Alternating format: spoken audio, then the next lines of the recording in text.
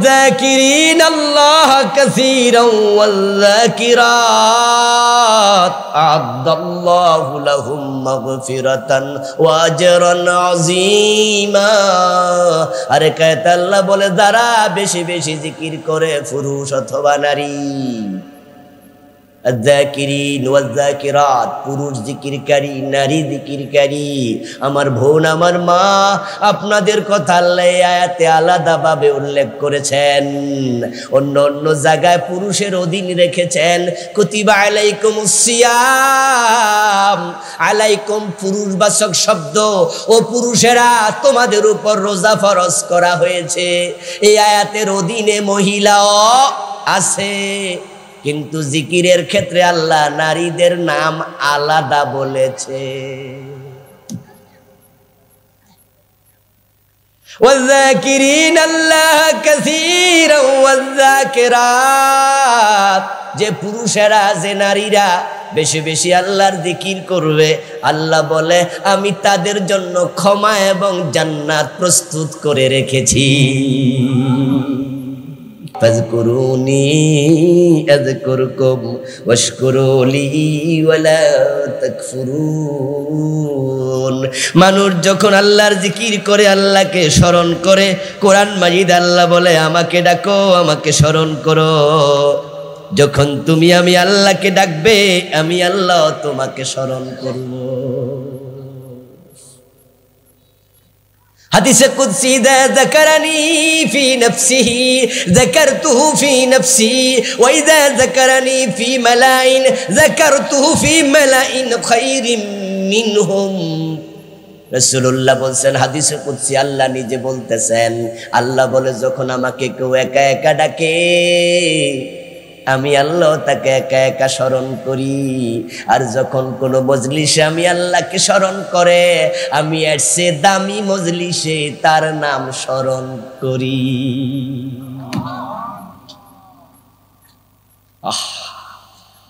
ফেরেশতাদের সামনে আল্লাহ আপনার নাম উচ্চারণ করে, সুবহানাল্লাহ পড়েন।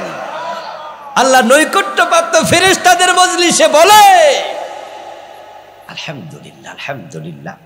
এই যে আমি এখন আল্লাহর কথা বলতেছি একটা মজলিস, আল্লাহ তাআলা এর চেয়ে দারুণ মজলিসে বলবে আমার বান্দা আবুল কালাম আজাদ আমি আল্লাহর কথা মানুষকে শোনাচ্ছি।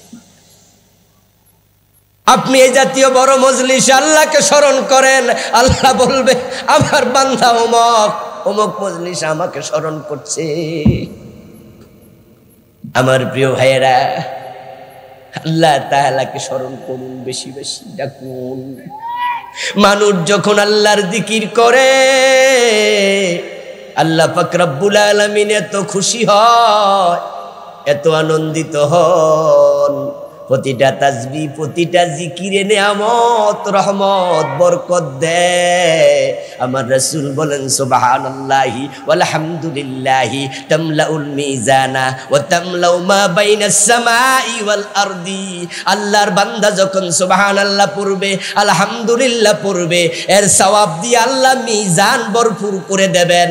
একবার সুবহানাল্লাহ আলহামদুলিল্লাহ পড়লে আকাশ এবং জমিনের মাঝখানে যে ফাঁকা জায়গা, আল্লাহ ওই পরিমাণ সওয়াব আমলনামার সাথে সাথে লিখে দেন।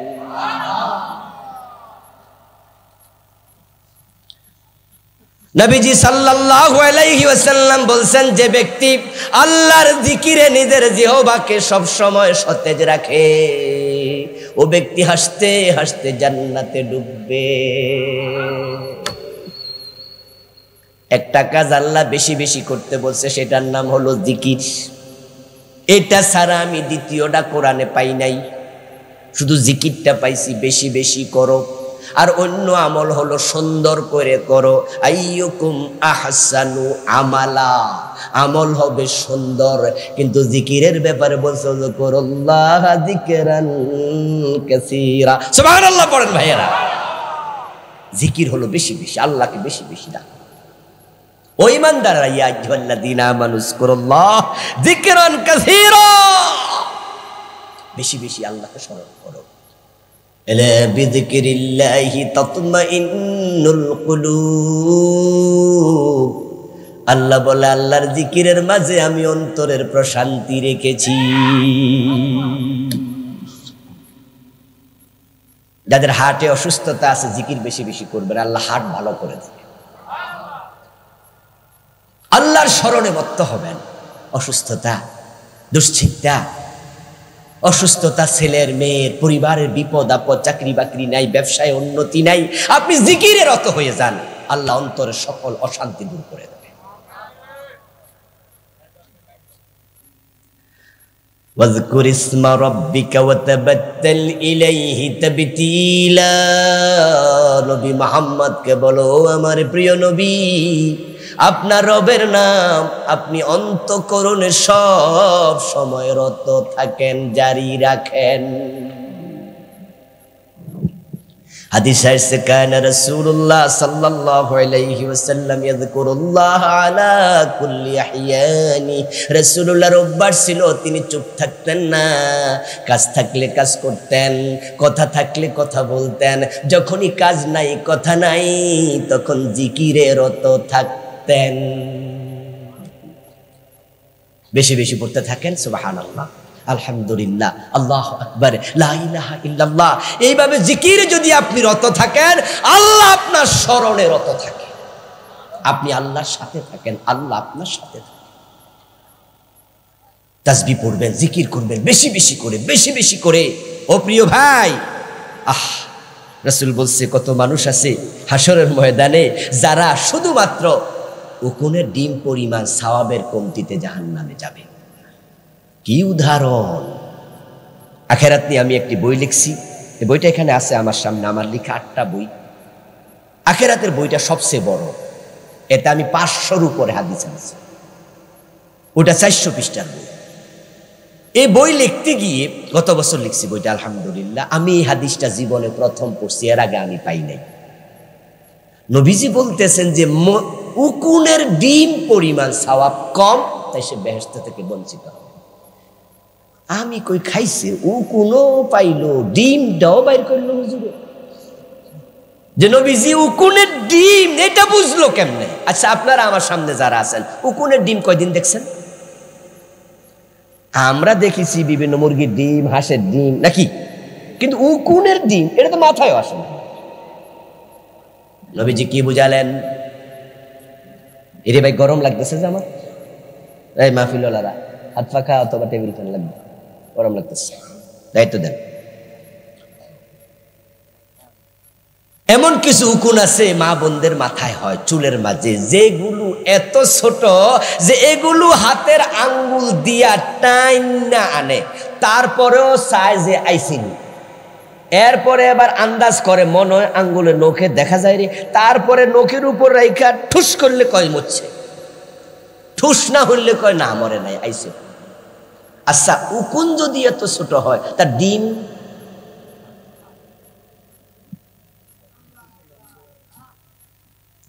وَأَمَّا مَنْ خَفَّتْ مَوَازِينُهُ فَأُمُّهُ هَاوِيَةٌ। এই আয়াতের ব্যাখ্যায় রাসূল এই হাদিসটা বলছে, কিছু মানুষ আছে যাদের আমল নামা হবে হালকা, এর মানে সওয়াব কম, গুনাহ হবে বেশি, এবং সে কমতিটা হলো উকুনের ডিম পরিমাণ সামান্য কম। সেদিন সে আফসোস করে বলবে, হায় রে, একবার যদি সুবহানাল্লাহ বেশি পড়তাম তাহলে আমার আমল আজকে বেশি হতো। একবার যদি সুবহানাল্লাহ বেশি পড়তাম, কেন পড়লাম না, কেন পড়লাম? কিছু মানুষের আমল ওজন করার পরে দেখা যাবে তাদের গুনাহ এবং সওয়াব সমান সমান। যাদের আমল নামায় গুনাহ সওয়াব মাইকওয়ালা আওয়াজ কমছে কেন, আওয়াজ বাড়াও। যাদের গুনাহ এবং সওয়াব সমান সমান হবে, তারাও জান্নাত পাবে না। তাদের থাকার জন্য আল্লাহ আরেকটা জায়গা বানাইছে, এটার নাম হলো আরাফ।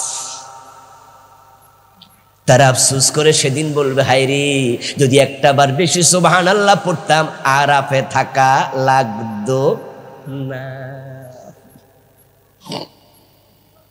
অন্য হাদিসে আসছে, আরে জিকির না কইরা আড্ডা দিছে, সময় গেছে ফাও ফাও, অথচ লোকটা জান্নাত পাইছে, জান্নাতি। সে জান্নাতে যাইয়াও আফসোস করবে। قال رسول الله صلى الله عليه وسلم لا يتحسر أهل الجنة في الجنة إلا على ساعة قد مضت من غير ذكر الله নবীজি বলেন জান্নাতীরা জান্নাতে গিয়ে কোনো আফসোস করবে না, তবে একটা আফসোস করবে, আরে একবার বেশি জিকির করলে আরো বড় জান্নাত পাইতাম, কেন করলাম না।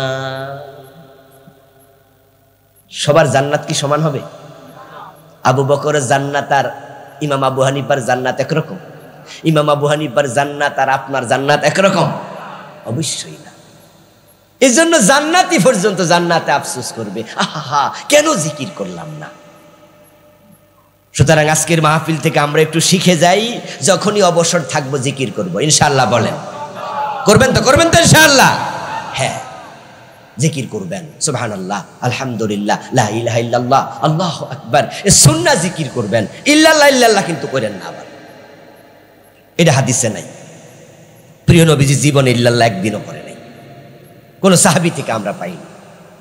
এজন্য বেদাতি জিকির করা যাবে না।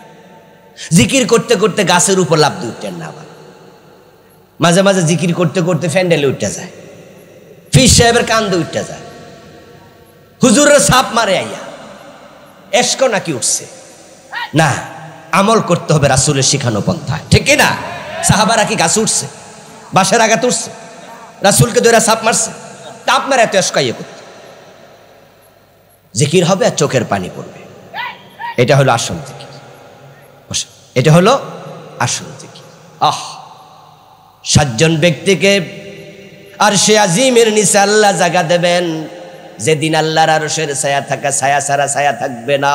তার মাঝে একজন হলো যাকারাল্লাহ খালিয়ান ফাফাদাত আইনাহু, ওই ব্যক্তি আরশে আজিমের নিচে জায়গা পাবে যে কান্তে আল্লাহর জিকির করে আর চোখের পানি ছেড়ে দিয়ে কাঁদে। ওয়াজিলাত কুলুবুহুম ওয়া ইযা যুকিরাল্লাহু ওয়াজিলাত কুলুবুহুম। চাচা বসেন আপনি।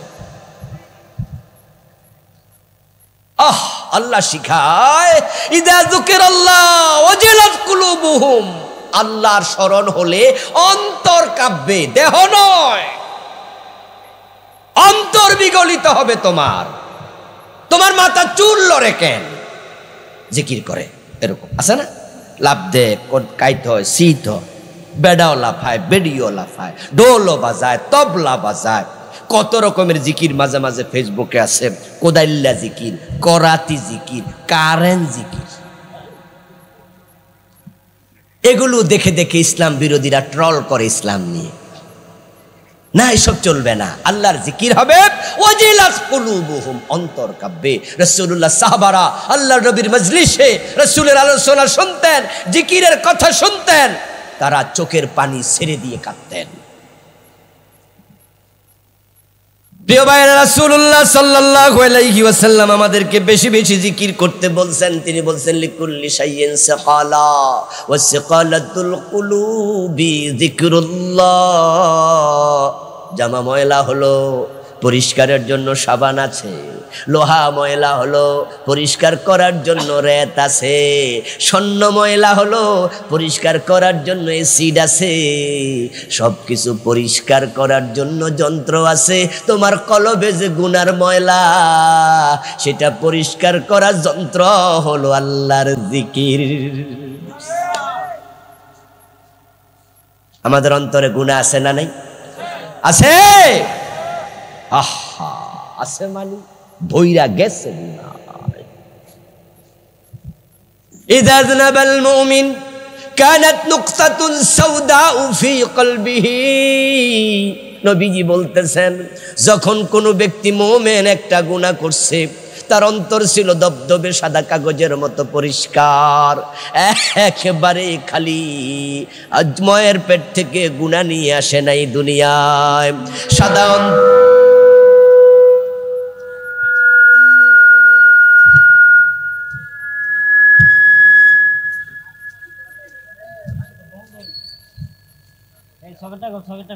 সাদা অন্তর। কি রে ভাই, ডিস্টার্ব করলে কেমন হবে? সাদা অন্তর মায়ের পেট থেকে আমরা যখন এসেছি একটা গুনাহ ছিল না, কলব ছিল সাদা কাপড়ের মতোই।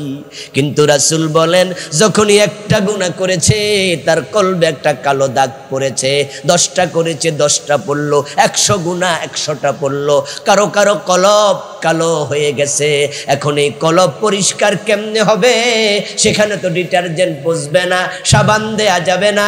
রাসূল বলে সাকালাতুল কুলুবি যিকরুল্লাহ, আল্লাহর জিকির করো, ওই জিকিরের কারণে আল্লাহ অন্তর পরিষ্কার করে দেয়। আপনাকে আল্লাহ বলছে এই শোন, আমার জিকির শুধু তুই করস না, সাব্বাহা লিল্লাহি মা ফিস সামাওয়াতি ওয়াল আরদ, আকাশ এবং জমিনে যত মাখলুক আছে সবাই আমার তাসবিহ পড়ছে। সুবহানাল্লাহ পড়েন। তো সবাই তাসবিহ পড়ে, তুইও তাসবিহ পড়স। আকাশ এবং জমিনের সব মাখলুক তাসবিহ পড়ে। ও আল্লাহর বান্দা, মেয়েটা চিৎকার দিল বাঁচাও বাঁচাও বলে। তুই জিকির করতে করতে চলে গেলি, তাকে বাঁচানোর জন্য আগাইয়া গেলি না। এই মেয়ে যখন চিৎকার দিছে, ওই জায়গাতে ডানে বামে কত গাছপালা আছে, ওই গাছপালাও মেয়েটাকে বাঁচাতে আগায় নাই। রাস্তার পাশে কত গরু ছাগল বান্দা আছে, তারাও আগানোর জন্য বাঁচানোর জন্য আগায় নাই। এই মেয়েটা যেখানে বাঁচাও বাঁচাও বলে চিৎকার দিল, রাস্তার মাঝে কত কুকুর হেঁটে যায়, কোনো কুত্তাও দৌড়াইয়া আসে নাই। কত মাখলুক আছে, বাতাস আছে, অক্সিজেন আছে, সব তো আল্লাহর মাখলুক। কোনো মাখলুক মেয়েকে বাঁচাতে আসলো না, তুইও বাঁচাইতে গেলি না। তারাও তাসবিহ পড়ে, তুইও তাসবিহ পড়স। মনে মনে ভাবলি তোর তাসবিহ তোরে জান্নাতে নিয়ে যাবে। শোন শোন, এই গাছপালা তাসবিহ পড়ে জান্নাত পাবে না, আকাশ বাতাস তাসবিহ পড়ে জান্নাত পাবে না, এই কুকুর গরু ছাগল সবাই তাসবিহ পড়ে জান্নাত পাবে না। কারণ কেউ আমার খলিফা না, তুই আমার খলিফা। তুই তাসবিহ পড়বি, ওই জালেমের হাত থেকে তুই মেয়েকে বাঁচানোর চেষ্টাও করবি। যদি চেষ্টা না করে শুধু জিকির করস, তারাও জান্নাত পাবে না, তোর কপালেও জান্নাত নাই।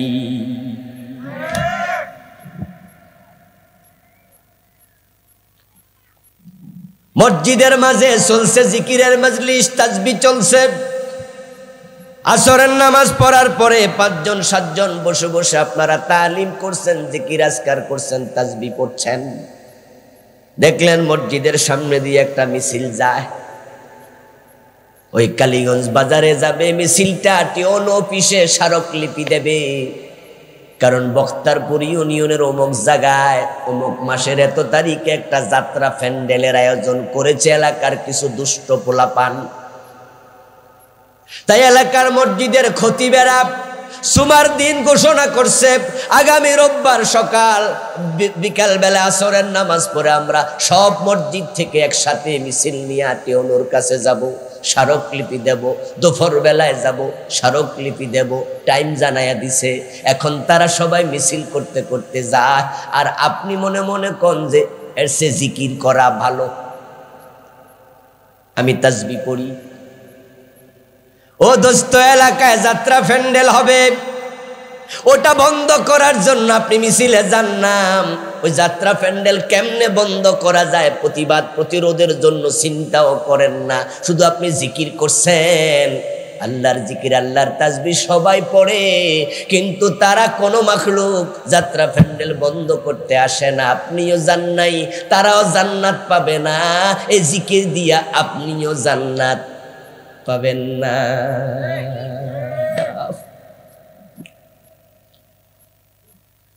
হযরত আদম আলাইহিস সালামকে যখন আল্লাহ বানানোর সিদ্ধান্ত ঘোষণা করেছিলেন,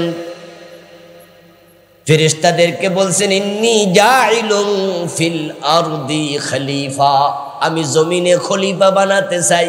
তখন ফেরেশতারা বলেছিল কি লাভ বানাবেন, মারামারি হানাহানি করবে তারা। আতাজআলু ফিহা মান ইউফসিদু ফিহা ওয়া ইউসফিকুদ দিমা, নাহনু নুসাব্বিহু বিহামদিকা ওয়া নুকদ্দিসু লাকা। আল্লাহ আপনার তাসবিহ পড়ার জন্য আমরা আছি।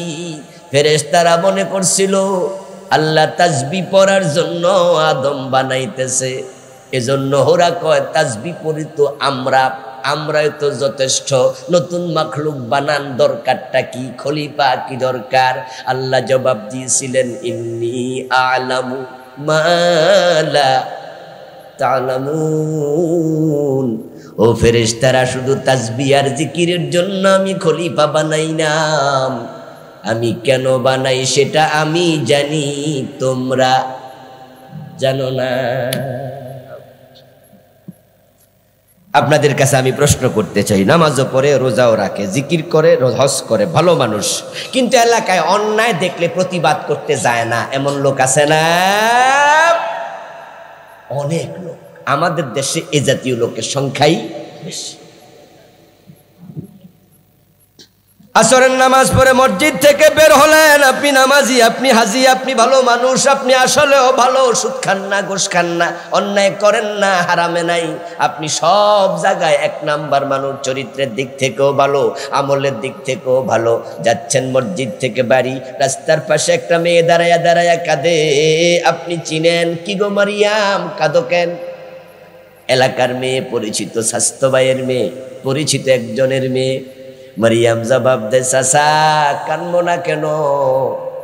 আমার বাপ মরছে তো 5-6 বছর, মা মরছে 4-5 বছর, আপনি তো জানেন। অথচ আমার ভাই আমার পাওনা জমিটা, আমার জামাই পাঠাইছে বাপের বাড়ি, যাও ছেলে বিদেশ পাঠাবো, কিছু জায়গা জমিন বেচা টাকা পয়সা নিয়ে আসো। আইছিলাম আজকে দুপুরে, বাইরে শুনাইছি ভাই ধমকাইয়া বাইর কইরা দিছে, বাইর হ, এ ঘরে তোর জায়গা নাই, জমি দিমু না। এখন ভাই দিছে ধাক্কায়া বের করে, যদি আবার জামাই রে যাইয়া কই দিবে না, জামাই দিব আরেক ধাক্কা, আমি কই যাই? এই জন্য রাস্তায় দাঁড়ায়া দাঁড়ায়া কান্দি, মনটা হালকা করতেছি। আপনি মনে মনে ভাবেন, এখন যদি আমি মেয়েটার পক্ষ নিয়া তার ভাইয়ের কাছে যাইয়া বলি, এই বেটা বোনের হক দে, তাহলে আমার লগে সম্পর্কটা খারাপ হইব। তাই সম্পর্ক খারাপ করিয়া আমার লাভ কি? এই জন্য আপনি সুবহানাল্লাহ কইতে কইতে চলে গেছেন। যাওয়ার সময় কইছেন, মরিয়ম মায়ের পেটের ভাইয়ে জমি দে না, আমি কি করতাম গো? আসসালামু আলাইকুম। ওই যে হের বাইরে কইলে হের সম্পর্ক খারাপ হবে, এজন্য আপনি সুবিধাবাদী, অন্যায়ের প্রতিবাদী আপনি নন। আপনি শুধু নামাজ আর রোজা কইরা জান্নাত খোঁজেন, অথচ আল্লাহ আপনাকে খলিফা বানাইছে শুধু জিকিরের জন্য, নামাজের জন্য খলিফা বানায় নাই। খলিফার দায়িত্ব খেলাফত, এটা অনেক বড় জিনিস। কিছুক্ষণ পরে আরেকজন যায়, উনি হলো এলাকার মেম্বার সাহেব। উনিও দেখে মরিয়ম দাঁড়ায় দাঁড়ায় কাঁদে। মারিয়াম কেন কাঁদো গো? একই উত্তর, ভাই হক দেয় না, বাবার জমি দেয় না। এবার মেম্বার মনে মনে ভাবে, এখন যদি তার পক্ষ নেই, তার ভাইয়ের কাছে যাইয়া বলি, এই বেটা বোনের জমি কেন দেশ না, তাহলে এই ভাই কিন্তু আগামীবার আর নির্বাচনে আমারে ভোটটা দিব না। আরে মাইয়ারে বিয়ে দিছি তো ফাঁসের ইউনিয়ন, তো মাইয়া তো আর ভোটার না, মাইয়ার জামাইও আমার ভোটার না, তাহলে অযথা মাইয়ার পক্ষ নিয়ে আমি কি ভোট হারাবো? জাজ্জাল্যমান অন্যায় জুলুম দেখার পরও আপনি সুবিধাবাদী হলেন, নিজের ভোটের চিন্তা, মেম্বারের চিন্তা। তাই মেম্বার সাহেব কইয়া দিল, মরিয়ম গো মায়ের পেটের ভাইয়ে তোরে দেয় না, আমি কি করতাম? আসসালামু আলাইকুম। শোনো মুসলমান, আস-সাকিতু আনিল হাক্কি শায়তানুন আখরাস। যারা অন্যায় দেখার পরেও প্রতিবাদ করে না, চুপ করে থাকে, সবগুলা বোবা শয়তান। অন্যায় দেখার পরও চুপ থাকেন, এড়াইয়া যান, এমন চরিত্রের লোক আজকের মাহফিলে নাই। আপনিও একটা বোবা শয়তান, তবে আপনি নামাজি শয়তান, আপনি হাজী সাহেব বোবা শয়তান, আপনি টুফিওয়ালা বোবা শয়তান, আপনি দাড়িওয়ালা বোবা শয়তান।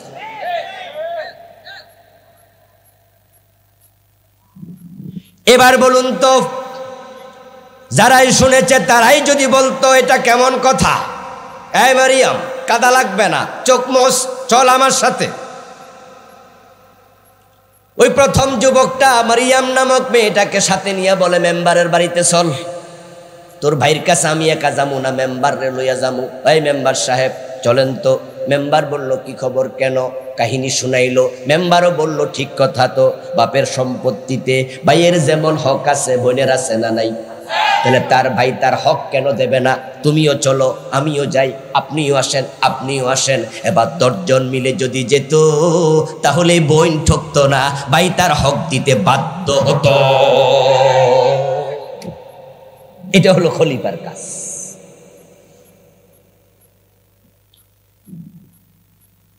আল্লাহ তাআলা কোরআন মাজিদে শুধু কিছু আইন দিয়েছে, রাসূলুল্লাহ সাল্লাল্লাহু আলাইহি ওয়াসাল্লাম হাদিসে আইনগুলোর ব্যাখ্যা করেছে। এখন আইনগুলো সমাজে আল্লাহ কায়েম করে না, এটা আল্লাহর নিয়ম না, কায়েম করার জন্যই খলিফা বানাইছে। আল্লাহ আইন দিয়েছে, সারিকু ওয়াসারিকাতু ফাকতাউ আইদিয়াহুমা জাযাআম বিমা কাসাবা নাকালাম মিনাল্লাহ। আল্লাহ বলে, চোর নারী হোক আর পুরুষ হোক, ধরে ধরে হাত কেটে দাও। এবার বলুন তো, আসমান থেকে নেমে এসে আল্লাহ কোন চোরের হাত কাটছেনি? দায়িত্ব কার? খলিফার। হ্যাঁ, সরকার শুধু সংসদে বইয়া বইয়া আইন বানায়। আচ্ছা, যারা আইন মানে না, হেরারে ধরার জন্য কোনদিন এমপি কারো বাড়িতে আইছে? এমপিরা সংসদ ভবনে বইয়া বইয়া আইন বানাই দেয়। আর এই আইন বাস্তবায়নের জন্য পুলিশ রাখছে, র্যাব রাখছে, আনসার রাখছে, চৌকিদার রাখছে, ঠিক না? হেরারে সরকার বেতন দেয়। সরকার আইন বানাইছে, ফ্যান্সি ডিলের ব্যবসা করা যাবে না, ফ্যান্সি ডিল খাওয়া যাবে না, যদি কেউ খায় তাহলে তার 6 মাসের জেল। কথার কথা। যেই এমপি আইনটা বানাইছে, এই এমপি ফ্যান্সি ডিল কারা খায় ধরে ধরে কি 6 মাস জেল দিছে? এজন্য পুলিশ আছে, পুলিশের সরকার বেতন দেয়। আইন বানাবে সরকার, প্রয়োগ করবে পুলিশ। পুলিশ যদি সরকারের আইন প্রয়োগ না করে, পুলিশের চাকরি শেষ। আইন বানাবেন আরশের মালিক, আইনের কিতাব কোরআন, এটা প্রয়োগ করবে খলিফা। যে খলিফা আল্লাহর আইন প্রয়োগ করবে না, তার জান্নাত শেষ। এবার আত্মসমালোচনা করেন যে আমরা কয়জন এই কামে আছি? জান্নাতে সবাই যেতে চাই, এই ক্ষেত্রে আবার 1 নম্বরে আছে। জান্নাতে কে কে যাবেন কইলে 2 হাত একসাথে তোলা দিখারে থাকবো, পারলে হাওলাত করে আর একটা তোলা। জান্নাত কি চাইলে পাওয়া যায়? এত মাগনা। জান্নাত যদি চাইলে পাওয়া যেত তাহলে হিন্দুরাও জান্নাত পেত। কালীগঞ্জ বাজারে যান, যাইয়া দেখবেন কত হিন্দুর দোকানের মাঝে বাবার ছবি টানানো, বাবা গেছে মরে, এবং মরা মানুষের ছবি টানাইয়া বুকের মাঝে নিচে লিখে দিয়েছে স্বর্গীয় সত্যেন্দ্র নারায়ণ দাস, স্বর্গীয় শ্যামল দত্ত বাবু, স্বর্গীয় দুলাল চন্দ্র ভৌমিক। আসেনি? দেখছেননি? দেখছেননি কোনোদিন? ওমা কথা কয় না কেন দোস্তরা? দেখছেন? স্বর্গীয় শব্দের অর্থ কি? হ্যাঁ, স্বর্গে অলরেডি গেছে। স্বর্গ আর জান্নাত কি 2 জিনিস না 1 জিনিস? 1 জিনিস। কি শখ রে বাবা, অলরেডি বা ফেরে স্বর্গে ফাটাইয়া দিয়া নিশ্চিন্তে দোকানদারি করতেছে, টেনশনই নাই। আর আমরা যারা এখানে বসে আছি, আমরা চান্স পাইলে রাব্বির হামহুমা কামা রাব্বায়ানি সাগীরা, আল্লাহ আমার বাবারে জান্নাত দাও, আল্লাহ আমার মারে জান্নাত দাও, আমনে কোন আমিন আমিন আমিন। মানে কি আগ্রহ! আর হে কয় জান্নাত চাওয়া লাগবে কেন? অলরেডি ফাটাইয়া দিস। স্বর্গ আর বেহেশত 2 জিনিস নয়, 1 জিনিস। চোখ এবং নয়ন 1 জিনিস না 2 জিনিস? হ্যাঁ। আরবিতে বলে জান্নাত, বাংলায় বলে বাগান, ফার্সিতে বলে বেহেশত, ইংরেজিতে বলে হেভেন, সংস্কৃতি শব্দ হলো স্বর্গ। আবু বকর জান্নাতি, হযরত ওমর বেহেশতি। জিনিস কি দুইটা না একটা? কেউ বলে লাউ, কেউ বলে কদু, কেউ বলে বউ, কেউ বলে বধূ, কেউ বলে আনন্দ, কেউ বলে ফুর্তি।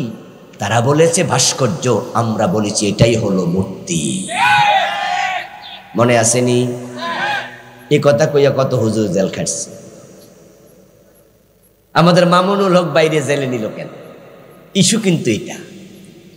তারপরে আরেকটা ইস্যু হয়েছে মোদির বাংলাদেশের আগমন। শুরু হয়েছিল কিন্তু ওই যে বড় একটা মূর্তি বানাবে আমাদের ফুস্তগলার পাশে। এত বড় মূর্তি নাকি বাংলাদেশে আর নাই। বিশাল মূর্তি, কোটি কোটি টাকা খরচ করে পিতল দিয়ে বানাই আনবে, এটা এখানে বসাবে রাস্তার মোড়ে। আমাদের মামুনুল হক ভাই তখন বলছিলেন যে এটা বুড়িগঙ্গায় ফেলে দেয়া হবে। এই তো আগুন লাগলো। কি আমাদের বাপের মূর্তি বুড়িগঙ্গায় ফেলবা? তুমি কোন হনুরে? ধরো মারো ছোড়ো, প্ল্যান পরিকল্পনা তৈরি। এক পর্যায়ে ওনাকে অ্যারেস্ট করেছে, নিজের বউ দিয়া ধর্ষণের মামলা দিয়েছে। আচ্ছা, বউ কি মামলা দিতে পারে? বউরে আবার মানুষের দর্শন করা লাগে, তো বিয়ে করছে কেন? জুলুমটা কোন পর্যায়ে গেছে আমার প্রিয় ভাইরা? তারা বলতেছে হুজুররা ভুল কয়, ভুল কয়, আমরা মূর্তি বানাই না, আমরা ভাস্কর্য বানাই। হুজুররা বোঝে না, তারা আমরা বুঝাইছে, আমরা নাকি বুঝি না। আপনারা বলুন তো, ভাস্কর্যের মুখ আসেনি, চোখ আসেনি, হাত আসেনি, পা আসেনি, মূর্তির নাই? মূর্তির আসেনি? নামে তারা যে বানাইছে এগুলা দেখতে কি মূর্তির মতো না অন্যরকম? তো পার্থক্যটা কি? সুদ খায় না, মুনাফা খায়। কিছু মুরব্বী আছে সুদ খায়, জিগাইলে খেপা যায়, কারণ আমি সুদ খাই না, আমি মুনাফা খাই। আবার দরকার হলে নাম চেঞ্জ করে ইন্টারেস্ট খায়। চেঞ্জ করেছে নাম। অন্ধকে হাইকোর্ট দেখিয়েছ। 4000 কোটি টাকা শুধু মূর্তি বানায়া বাংলাদেশে তারা খরচ করেছে। এত মূর্তি বাংলাদেশে আগে ছিল না। তোমাদের বাবাকে আমরা সম্মান করি, বঙ্গবন্ধুকে আমরা সম্মান করি না, কিন্তু জোর করে সম্মান আদায় করা যায় না। দেশের টাকা খরচ করে রাস্তায় রাস্তায় মূর্তি বানিয়েছ। অগাস্ট বিপ্লবের পরে বেজ্জতি কারে বলে দেখে ছেড়েছে, তারা দেখিয়ে ছেড়েছে, তোমরা দেখে নিয়েছ। এই মূর্তিগুলার গলার মাঝে রশি লাগায় টান্না টান্না মাটির ফেলছে। দেখেন না আপনারা? চাচা কয় কি, ভেকু দিয়া ভাঙছে। আমরা দেখেছি এমন মূর্তি যার মাথার উপরে উঠে প্রস্রাব করে দিয়েছে। আপনারা দেখেন নাই? দেখেন নাই আপনারা? এই বেজ্জতি তো হতো না তোমরা বাড়াবাড়ি যদি না করতা। বাড়াবাড়ি ভালো নয়। সম্মান কখনো জোর করে আদায় করা যায় না। জিয়াউর রহমানের নামে এয়ারপোর্ট আছে। এয়ারপোর্টের নাম ছিল জিয়া আন্তর্জাতিক বিমানবন্দর। তোমার কি এটাও সহ্য হবে না? স্বাধীনতার যুদ্ধে কি শহীদ প্রেসিডেন্ট জিয়াউর রহমানের কোনো ভূমিকা ছিল না? উনি কি স্বাধীনতার ঘোষণা দেন নাই? উনি কি বলেন আমি মেজর জিয়া বলছি, এ কথা বলেন নাই? অস্বীকার করতে পারবে?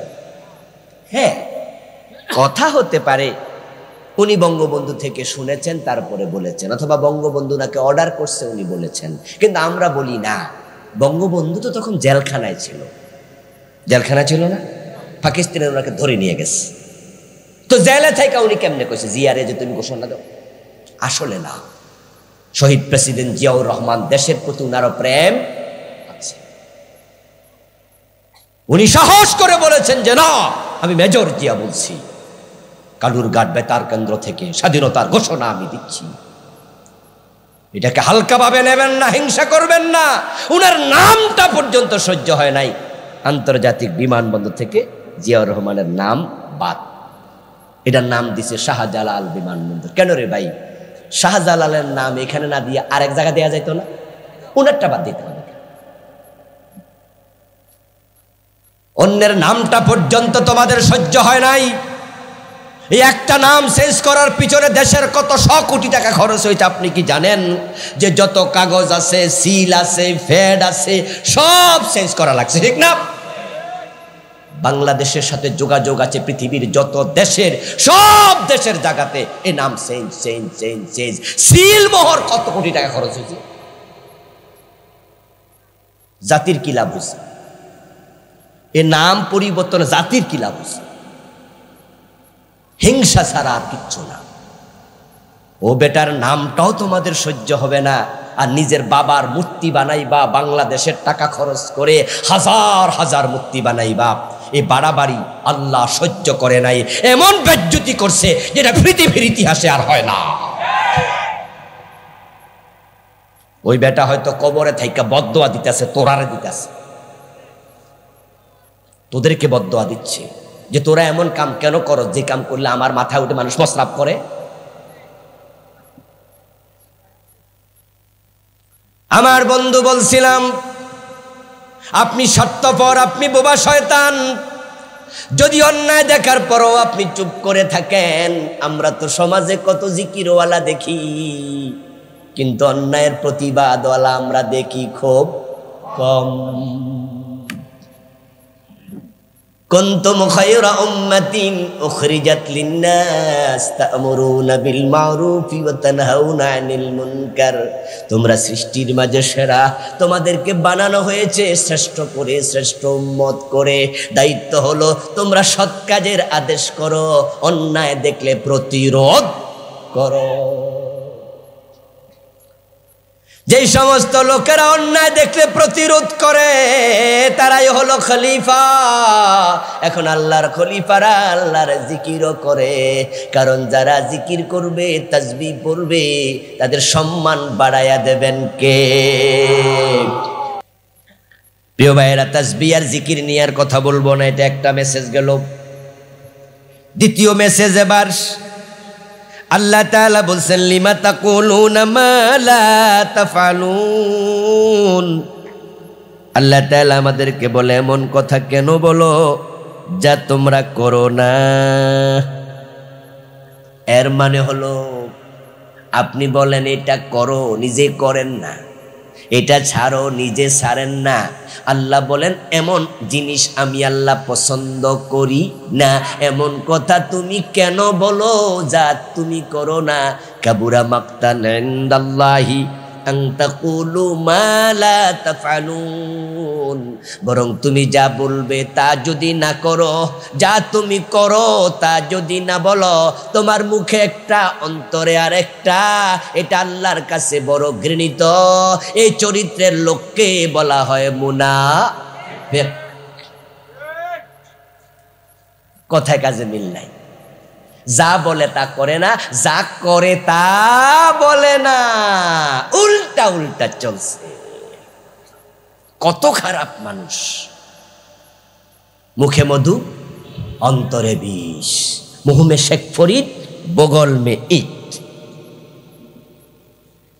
আল্লাহ তাআলা সূরাতুস সাফের দ্বিতীয় আয়াতে বলতেছেন, মুনাফিক হয়ো না। যদি তুমি মুনাফিকি করো, মুনাফিক হও, তাহলে আমি আল্লাহর সিদ্ধান্ত শোনো, ইন্নাল মুনাফিকিনা ফিদ দারকিল আসফাল মিনান নার। মুনাফিককে আমি জাহান্নামে সবার নিচে ফেলে দেব। আবু জেহেল, আবু লাহাব, উতবা, শায়বা, ফিরাউন, নমরুদ সব জাহান্নামী। তবে মুনাফিক যারা, তারা জাহান্নামে ফিরাউনেরও নিচে থাকবে। আল্লাহর কাছে মুনাফিক খুব ঘৃণিত, খুবই ঘৃণিত। এবং আল্লাহ মুনাফিককে দিয়ে জাহান্নাম উদ্বোধন করবেন। জাহান্নামে প্রথম যাকে ফেলবেন সে হলো মুনাফিক। وعد الله المنافقين والمنافقات والكفار نار جهنم خالدين فيها إن الله جامع المنافقين والكافرين في جهنم جميعا। জাহান্নাম মুনাফিক কাফের সব যাবে। শুরুটা করলেন মুনাফিক দিয়ে, এটাই তো স্বাভাবিক। কোন বোতলের মাঝে আপনি যদি একটা মার্বেল ফেলেন, তাহলে মার্বেল সবার নিচে সেটা প্রথমে ফেলেছেন যেটা। 10টা ফালান, একবারে নিচেরটা সবার আগে যেটা ওটা। মুনাফিককে আল্লাহ তাআলা এত ঘৃণা কেন করে? এর কারণ হচ্ছে ইসলামের যত দুশমন আছে মুনাফিকরা হলো সবচেয়ে বড় দুশমন। মুনাফিক কারা? মুনাফিক হলো ওই সমস্ত মানুষ ইউখফিল আদাওয়াতা ওয়া ইউযহিরুস সাদাকা, বন্ধুত্ব প্রকাশ করে আর অন্তরে শত্রুতা গোপন করে। ইউযহিরুল ঈমান ওয়া ইউখফিল কুফরা, মুনাফিক তো সে যে মানুষকে বলে আমি নামাজি, আমি মুমিন, আমি ইসলামওয়ালা, কিন্তু অন্তরে ঈমান রাখে না, ইসলাম পাইলেই জবাই করে, কিন্তু বাহিরে বুঝায় সে মুমিন। এটার নামই হলো মুনাফিক। হজ করতে হজে যায়, মসজিদে নামাজ পড়ে, জিজ্ঞাসা যদি করেন যে হজ কেন করলা, কোরআন দিয়া দলিল দেবে, হজের কথা কোরআনে আছে। মসজিদে নামাজ কেন পড়তে যাও, বলে নামাজের কথা কোরআনে আছে। তাহলে চোর ধরে হাত কাটো না, ডাকাত ধরে শুলে দেও না, আল্লাহর আইনে দেশ চালাও না, এটাও তো কোরআনে আছে। কই বেটা চুপ থাকো, রাজাকারের বাচ্চা। কিসের লগে কি ফান্তাবাতে কি, এখানে আবার রাজাকার আসলো থেকে? আমার তো জন্মই হয়েছে স্বাধীনতার পরে, কেমনে রাজাকার? আমি তো ইসলামের কথা কইছি। না না, তোমার কথাটা রাজাকারের সাথে। ও আচ্ছা, তো নামাজ রোজার কথা কোরআনে আছে, সেটাও তো কোরআনে আছে। কারণ নামাজ পড়লে লস নাই, রোজা রাখলে লস নাই, কিন্তু চোরের হাত কাটলে বড় লস। আমি তো আর কানাডায় বেগম পাড়ায় বাড়ি বানাতে পারবো না। চোরের হাত কাটার আইনের কথা কেন শোনাও? এটা শুনাইলে তো বড় বিপদ। আমরা তো আর দেশের টাকা বিদেশে পাচার করতে পারবো না। প্রধানমন্ত্রী সাবেক উনি বলেছেন যে তার বাড়ির ফিয়ন কত কোটি টাকার মালিক। দেখে আমাদের কথা না উনার কথা। আপনাদের কাছে আমার প্রশ্ন, 400 কোটি টাকা চাকরি কইরা কামাইছে।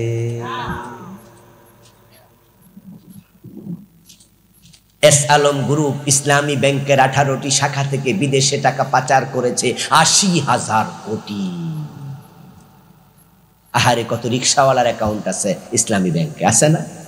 মাইয়া বিয়া দিব, ভিক্ষা কইরা মাসে 1000 টাকা জমা ব্যাংকে। মাইয়াটা বড় হইলে বিয়া দেবো, ভিক্ষা করি, টাকা পয়সা তো নাই। এখন এস আলম গ্রুপ 80,000 কোটি টাকা নিয়ে গেছে। এখানে ভিক্ষুকের টাকা আছে না? না। কাদের আশকারা পাইছে 80,000 কোটি টাকা? কারা নেয়ার সুযোগ দিছে? খোঁজ নেও। ওই যিনি বলছে আমার বাড়ির পিয়ন 400 কোটি টাকার মালিক। আমরা প্রশ্ন করতে চাই, পিয়ন যদি 400 কোটি টাকার মালিক হয়, বাড়িওয়ালা কত কোটি টাকা চুরি করছে? হাত কাটার কথা শুনলে চমকে উঠবে না? এজন্য তো আমাদের গালি দেয় আলবদর, আমরা মৌলবাদী, আমরা নাকি জঙ্গি। কোরআনের কথা বললে আমরা জঙ্গি হয়ে গেলাম। মুনাফিকদের কারণে ইসলাম এস্টাবলিশ হতে পারে না। বাংলাদেশে মুসলমান 92%, এর মানে কাফের মাত্র 8%। হিন্দু বৌদ্ধ খ্রিস্টান সবাই মিলে 108 জন, আর আমরা কালেমাওয়ালা 92 জন। এই দেশে যে 54 বছর চোর ধরে হাত কাটে না, ডাকাত ধরে শুলে দেয় না, আল্লাহর আইনে দেশ চলে না, এজন্য হিন্দুর দোষ দিতে পারবেন না। কারণ তারা সবাই মিলে 92 জন মুসলমান। দেশে কোরআনের আইন নাই, এতে বোঝা যায় ওই কালেমাওয়ালা গুলাই কোরআনের আইন চায় না। তারা চাইলে কত আগেই তো কোরআনের আইন আসে। এখানে আপনারাও তো আছেন অনেকে আমার সামনে। আপনাকে যদি আমি নামাজের কথা বলি, আপনি আমার সাথে একমত হয়ে যাবেন যে হুজুর নামাজ তো ওটা লাগবেই। বেনামাজিও হাত তোলে, কয় যে হুজুরেরও ওয়াজ ঠিক, আমি নামাজ পড়ি না, এটা আমার দোষ। কিন্তু নামাজের ওয়াজ করে কোন হুজুর গালি খাইছে বাংলাদেশে পাবেন না। কিন্তু একামতে দ্বীনের কথা বললে, ইসলামকে এস্টাবলিশ করার কথা বললে, দ্বীন বিজয় করো, আল্লাহর কোরআন দিয়ে দেশ চালাও, আপনারা অনেকে দ্বিমত করবেন যে হুজুর এত ঝামেলা ডাকেন না। নামাজে রাজি, দ্বীন কায়েমে রাজি নাই, আপনি মুনাফিক। বলেছেন কে? একবারে আসমানের মালিক। ইযা ক্বিলা লাহুম তাআলাউ ইলা মা আনজালাল্লাহু ওয়া ইলার রাসূল রাআইতাল মুনাফিকিনা ইয়াসুদ্দুনা আনকা সুদুদা। আল্লাহ বলো, প্রিয় নবীজি, যখনই আপনি তাদেরকে বলবেন আসো কোরআনের কাছে, আসো হাদিসের কাছে, লিয়াহকুমা বাইনাহুম, কোরআন দিয়ে তাদের মাঝে বিচার হবে, ফয়সালা হবে।